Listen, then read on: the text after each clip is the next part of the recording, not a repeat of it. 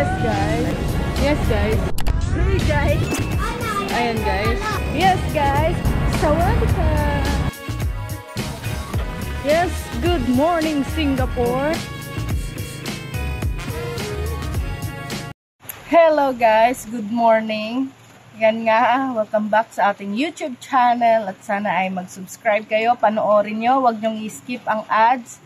At ngayon ay pupunta tayo kay Lola Maria dahil bibisitahin natin siya. Dahil kung makikita nyo ay maulan dito, signal number 1 sa Eastern Samar. Kaya samahan nyo. Kung may dala pala tayo sa kanya na champurado. Ayan. Bigyan natin siya ng champurado ngayon sa mga panahon ngayon. Baka hindi pa siya kumakain dahil hindi siya makakapag tawag dito, hindi siya makakapagluto doon sa kahoy dahil maulan nga. Ayan, let's go. So, ayan nga, nakarating na tayo kay Lola Maria dito sa kalsada. Ayan, bigyan natin siya ng champurado. Ayan, bagong luto ko to. Niluto ko talaga para mabigyan siya. At ito na rin ang breakfast namin. Yan!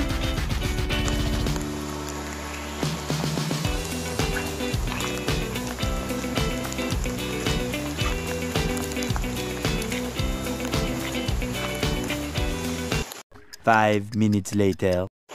Yan oh. Tingnan nyo guys oh. Baha. Baha dito sa bahay ni Lola Maria. Pero hindi naman yan papasok dun. Sana lang. Dito na tayo sa kanya.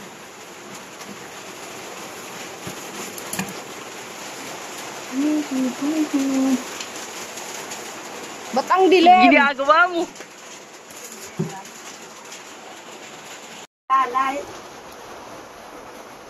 Good morning.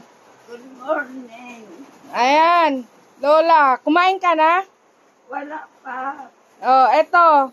Dala ko sa inyo. Ano yun? Champurado. Salamat. Para makakain kayo kasi may bagyo ngayon. Signal number 1. Ako ay pagpapainin ko. Sabado ko, no? Sabado, ang landfall. Oh, Parang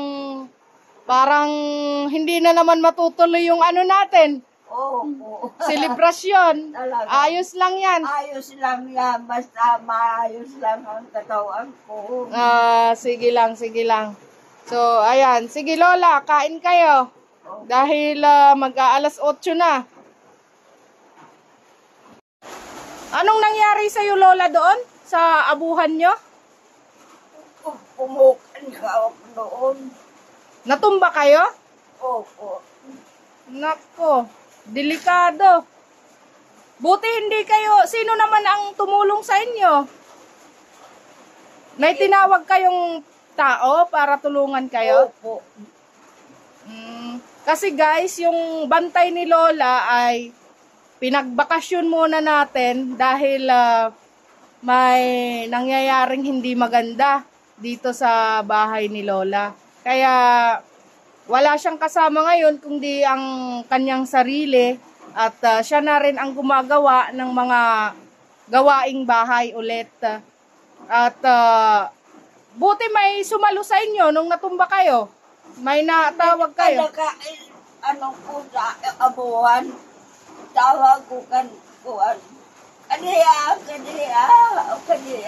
ko.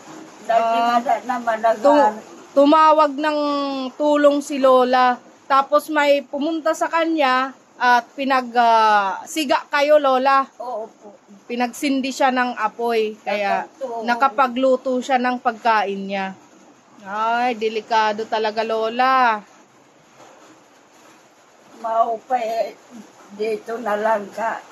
Ilalagay na lang natin dito yung ano nyo. Upo lang ako. Yung sa ano ni Lola, yung sa pugon. Ilalagay natin dito sa kusina nyo, Lola. Yung pugon nyo.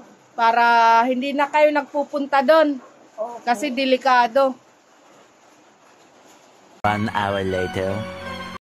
Yan nga guys, dahil nagtatambay yung tubig dito, papunta sa bahay ni Lola Maria, pinapaano natin dyan, pinapalagyan ng kanal. Pinapalagyan natin ng kanal para yung tubig ay mapunta dun, hindi nagtambay dito.